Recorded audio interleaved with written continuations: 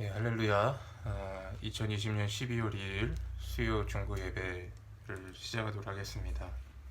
약할 때 강함 대신에 함께 찬송하도록 하겠습니다. 약할 때 강함 대신에 나의 보배가 되신 주 나의 모든 것, 주 안에 있는 보물을 나는 포기할 수 없네.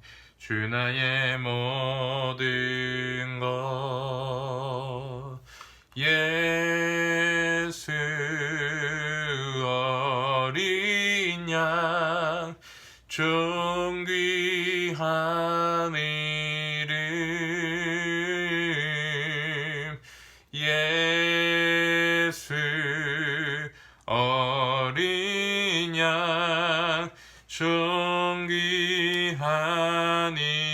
이름, 십자가 죄 사셨네. 주님의 이름 찬양해. 주 나의 모든 것, 쓰러진 나를 세우고 나의 빈잔을 채우네.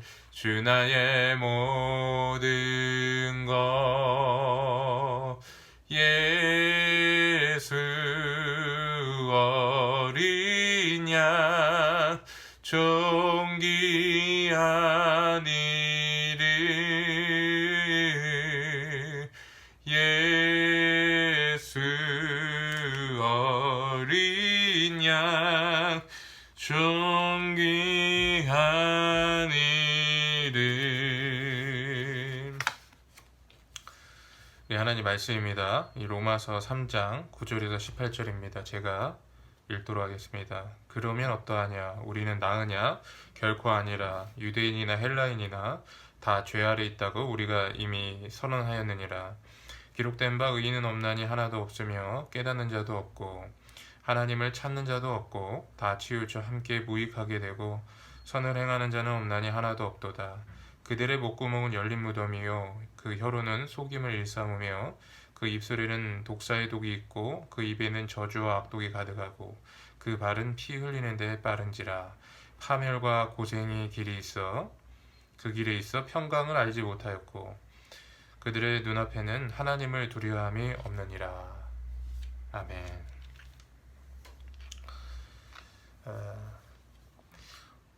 제가 오래전에 제가 좋아하는 그 개그 프로그램이 하나 있었습니다. 이 개그 콘서트라라는 프로그램입니다. 이 음악을 하는 그 콘서트와 그리고 개그라는 그 장르가 이렇게 합쳐져 가지고 조금 당시에는 좀 새로운 시도라는 그런 평가가 있어서 또 많은 젊은이들이 이렇게 좋아하는 그런 프로그램이었습니다. 근데 제가 오늘 말씀을 준비하면서 그 과거에 제가 그 봤던 그 개그 콘서트의 한 장면이 떠올랐어요. 어떤 장면이었냐면 그 카메라 기사라 그러죠.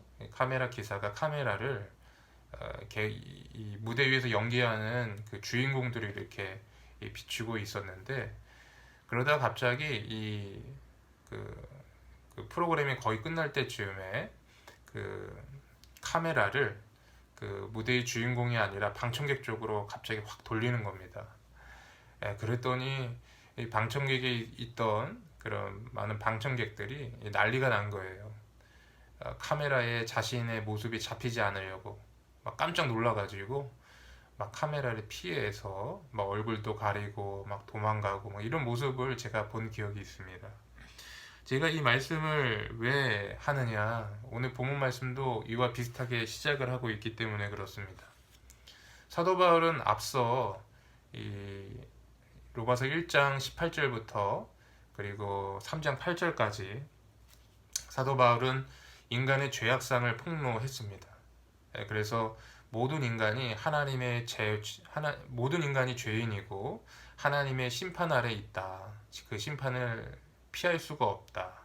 이것이 바로 바울이 온 인류에게 그 전하는 메시지였다라는 겁니다. 그러니까 1장 18절부터 3장 8절까지 그 주된 메시지라는 거예요. 그리고 그 주된 그 메시지, 그러니까 인간의 죄악상을 폭로하는 그 인간의 죄론에 대해서 거의 마무리하고 이 다음 주제로 넘어가려고 하는 그 순간인데, 사도 바울이 갑자기 오늘 이 9절 말씀에서 그러면 너희는 어떠하냐? 그러면 어떠하냐? 우리는 나으냐? 라는 말로써 그 화제를 그런 일반 사람들이 아니라, 성경 말씀이 아니라 성경을 읽고 있는 독자에게 그 시선을 확 바꾸는 겁니다. 그러니까 카메라 앵글을 유대인이나 헬라인 같은 그런 사람이 아니라 이 로마서를 읽고 있는 독자에게로 카메라 앵글을 옮겨가는 거예요. 그래서 그 대상의 초점을 바꾸고 있다라는 것이에요. 사랑하는 성도 여러분, 우리가 분명히 알아야 할 것이 있어요. 그것은 뭐냐면 우리는 하나님 앞에 의인이 아니라는 거예요. 우리는 하나님 앞에 다 죄인이라는 겁니다. 우리가 하나님 앞에 얼마나 연약한지를 알아야 하나님의 은혜를 경험할 수가 있는 것입니다. 제가 신학교 다닐 때 저를 가르쳤던 교수님이 종종 하시는 말씀이 있어요. 그것은 뭐냐면 다른 사람의 잘못을 먼저 보지 말고 자기 잘못을 먼저 봐라. 그리고 자기 자신을 먼저 성찰해라. 특별히 하나님의 말씀을 볼 때 그것을 잘 적용해야 된다. 이런 말씀을 하셨던 그런 기억이 아직도 제가 생생히 남아 있습니다. 그러면서 교수님이 저희에게 예를 들어서 하셨던 말씀이 이 손가락이에요. 우리가 이 손가락으로 다른 사람의 잘못을 이렇게 지적하잖아요. 근데 어떻게 합니까? 그 검지손가락은 다른 사람을 향하고 있지만 대부분의 손가락은 어디를 향합니까? 우리 자신을 향하고 있다. 그래서 이 예를 들면서 우리가 자기 자신을 얼마나 잘 성찰해야 하고, 먼저 하나님의 말씀을 대할 때 이것이 다른 사람의 이야기가 아니라 나에 대한 이야기라는 것을 깨닫고 그렇게 살아가는 것이 얼마나 중요한지를 이렇게 가르쳐주곤 하셨습니다. 사랑하는 성도 여러분, 우리가 하나님 앞에 나아갈 때 우리는 의인의 모습으로 나아가는 것이 아니라 죄인의 모습으로 나아가야 되는 줄 믿습니다. 죄인의 모습으로 나아간다는 것은 무엇을 뜻하느냐? 하나님의 은혜가 필요하다는 것을 뜻하는 거예요.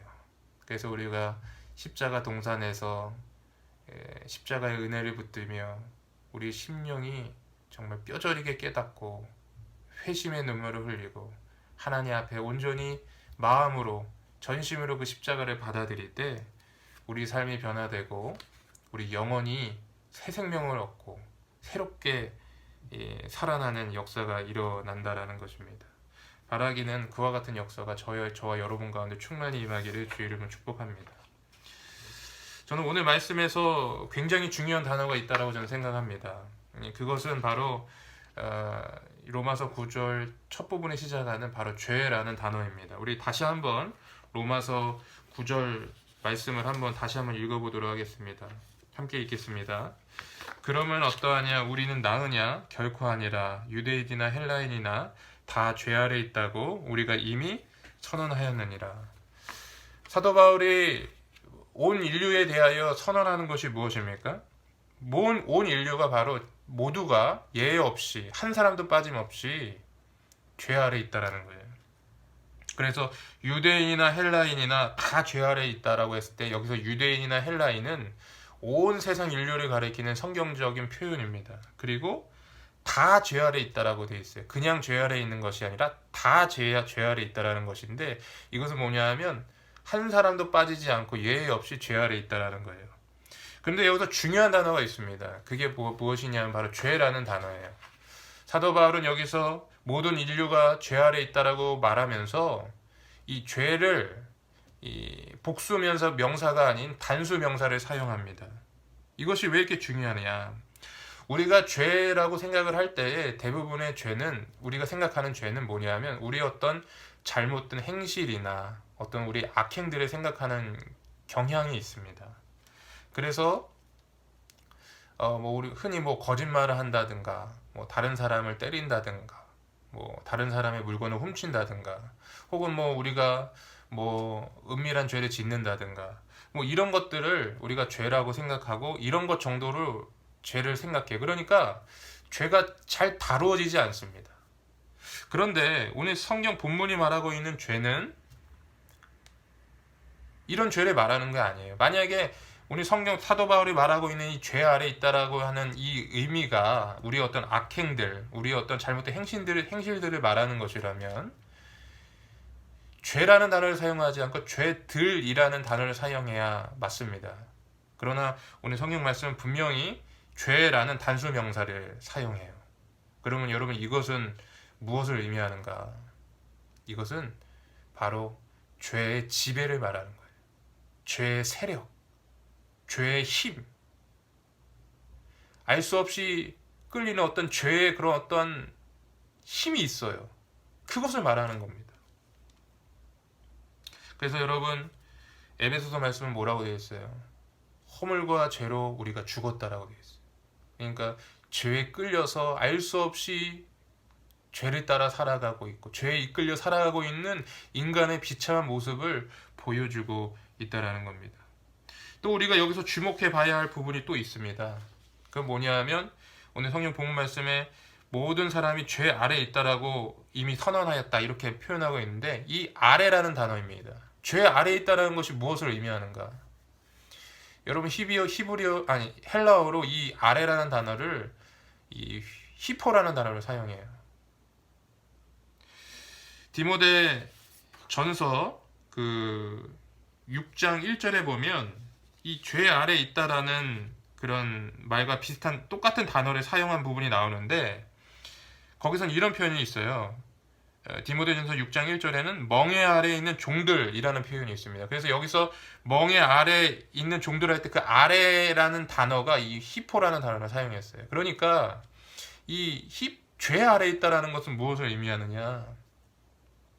죄의 힘, 죄의 세력, 죄의 지배에 이끌려 사는 마치 멍에를 끌고 가는 소가 밭이 가는 것처럼 그렇게 죄에 매여 죄의 종노릇하고 있는 인간의 어떤 비참한 상황을 설명해주고 있는 거라는 겁니다.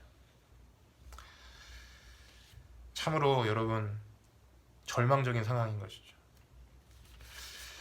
이 안용성 교수님이라는 분이 계십니다. 이분이 이 로마서와 하나님의 나라라는 책을 썼는데 이분이 이 책에서 이 죄의 지배를 받고 있고 죄의 세력 가운데 살아가고 있는 이 세상에 대하여 어떻게 표현하냐면 이 바로의 질서라는 말로 이렇게 표현을 하셨어요. 이게 어떤 의미냐? 여러분 이스라엘 백성이 440년 동안 애굽에서 종살이를 합니다. 그러면서 그 애굽의 가장 최정점에 있었던 바로를 섬겨요. 여러분 430년 동안 종살이를 한다는 것이 여러분 어떤 의미일까요? 우리가 일제 감정기를 겹쳤잖아요. 근데 우리가 430년 동안 거치지 않았어요. 우리 100년도 거치지 않았습니다. 일제 감정기가. 근데 지금 이스라엘 백성은 애굽에서 430년을 살았습니다. 이것은 뭐냐면 그야말로 애굽인이 된 거예요. 애굽의 문화와 습관에 익숙해져 있는 사람들이라는 겁니다. 그런데 이런 사람들이 하나님의 은혜로 하나님의 백성이 됐어요. 출애굽을 하였습니다. 그리고 시내단에서 하나님의 언약을 받았어요. 언약 백성이 된 겁니다. 그리고 약속의 사람들이 됐어요. 그런데 여러분 이들의 이후의 삶이 어떻습니까? 광야에서 여러분 이들이 행했던 하나님 앞에서의 그 잘못된 행동들은 무엇입니까? 여전히 애굽을 사랑하고 애굽을 그리워하고 애굽으로 돌아가려 했다라는 겁니다. 여러분 이것은 무엇을 말하느냐? 인간이 가지고 있는 이 죄로 기울여지는 성향을 말하는 거예요. 우리 인간이 갖고 있는 이 원죄라고도 하죠. 죄된 성향, 죄를 사랑하는 경향, 여전히 그리스도인으로 살아가지만 여전히 세상을 살아가는 그런 경향, 그런 죄성을 말하고 있다라는 것입니다. 오늘 본문 말씀 10절부터 18절에는 이러한 죄로 기울어지고 죄의 지배를 받고 죄에 밀착돼서 살아가는 그 인간의 모습에 대해서 잘 설명하고 있습니다. 여기 표현을 좀 요약해서 설명하면 의인은 없다. 하나님을 찾는 자도 없다. 그들의 목구멍은 열린 무덤이다. 그들의 혀는 속임을 일삼고 입술에는 독사의 독이 있다. 그들의 행동이 또 어떠합니까? 그들의 발은 피 흘리는데 빠르다. 그래서 항상 그들의 삶에는 파멸과 고생의 길이 있다. 한마디로 말하면 구제불능인 상황인 것이죠. 한마디로 말하면 가련하고 불쌍한 상황이라는 것입니다. 죄의 종로로 타고 죄에 매여 살아가고 있는 이 절망적인 인간의 상태에 대해서 설명하고 있는 겁니다. 그런데 여러분, 어떤 사람은 이렇게 이야기하는 경우가 있어요. 이걸 다 읽어보더니 아니 뭐 이 세상에 꼭 이런 사람만 있는 건 아니지 않느냐. 그래도 뭐 나름대로 선하게 살아가는 사람이 있고 착하게 살아가는 사람이 있지 않느냐. 나도 뭐 그렇게 나쁜 일을 하면서 살고 있지 않다. 뭐 법이 없어도 나는 살 정도로 그래도 괜찮은 사람인데, 이렇게 말하는 사람이 종종 있습니다. 사실 뭐 우리 주변에 그런 사람이 있지 않습니까? 예수는 믿지 않지만 되게 괜찮은 사람 많이 있습니다. 그런데 성경은 분명히 그 부분도, 그 사람도 하나님의 심판을 피할 수 없다라고 말하고 있어요. 우리 18절을 한번 보도록 하겠습니다. 18절에 보면 이렇게 되어 있어요. 그들의 눈 앞에 하나님을 두려워하는 것이 없느니라. 아멘. 여러분, 아무리 선하게 살고 아무리 착하게 살아도 하나님을 두려워하는 것이 없고 하나님을 사랑하는 것이 없고 하나님을 경외하는 삶이 없으면 그 사람도 여전히 하나님의 심판을 피할 수 없다는 겁니다. 여러분 한번 생각해 보세요. 아담과 하와가 창세기에 보면 아담과 하와가 죄를 범하는 과정이 아주 비교적 구체적으로 설명되어 있습니다. 그런데 여러분, 아담과 하와가 죄를 지은 내용이 무엇입니까?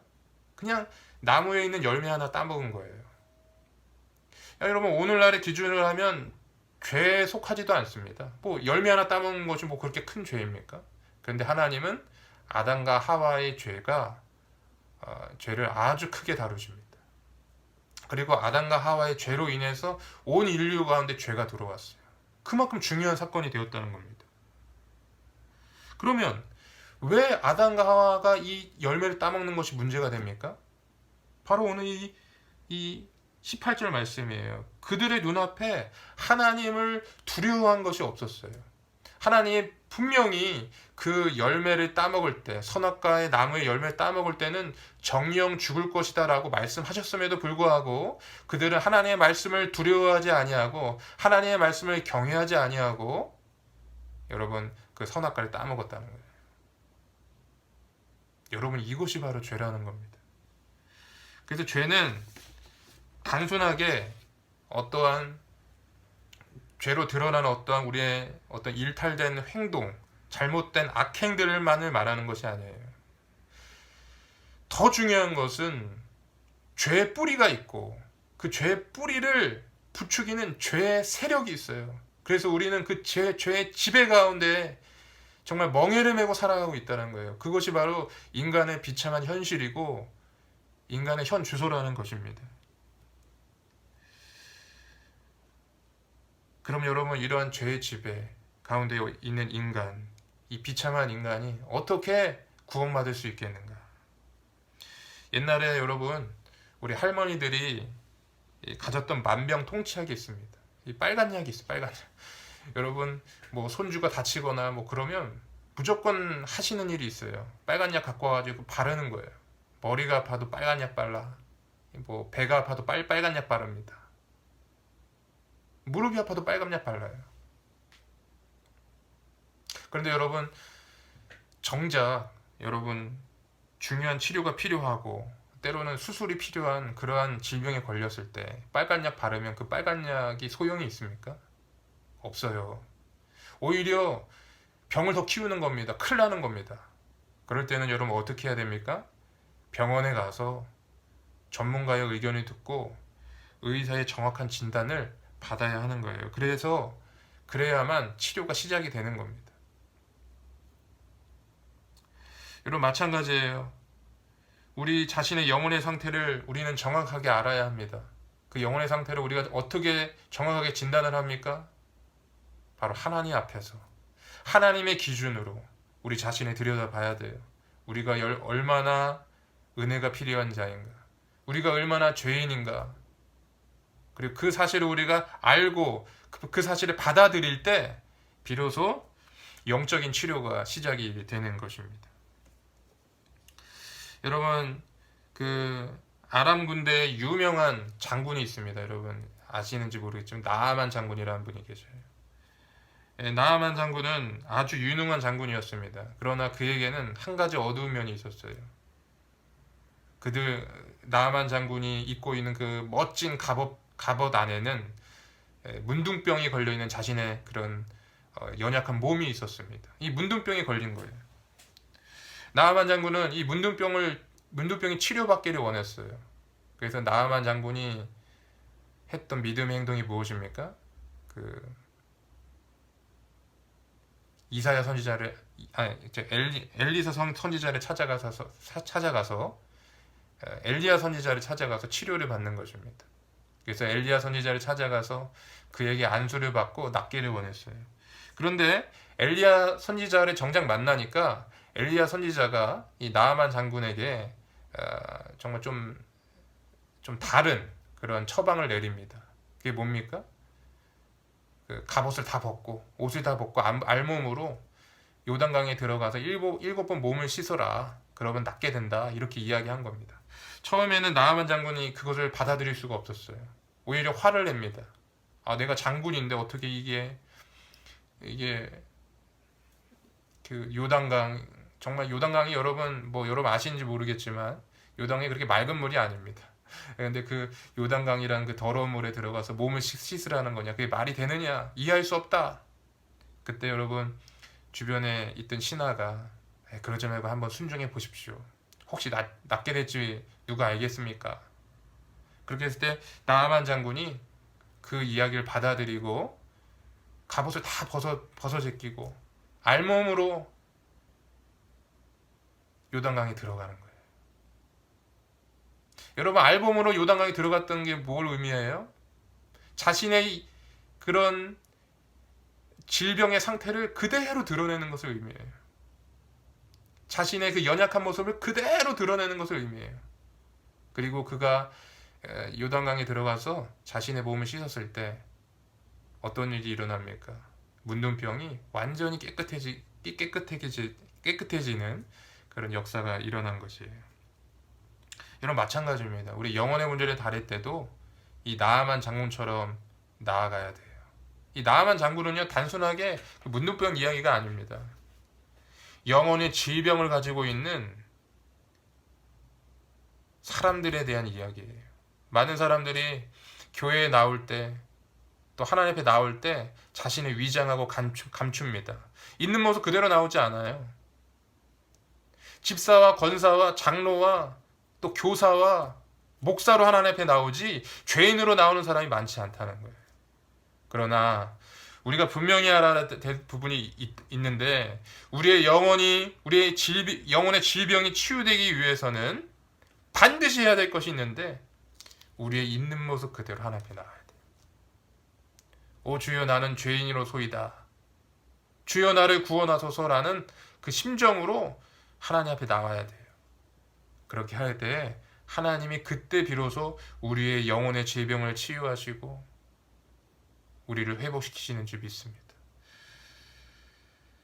여러분 우리는 모두 죄인입니다. 어거스틴이 그런 말을 했다고 해요.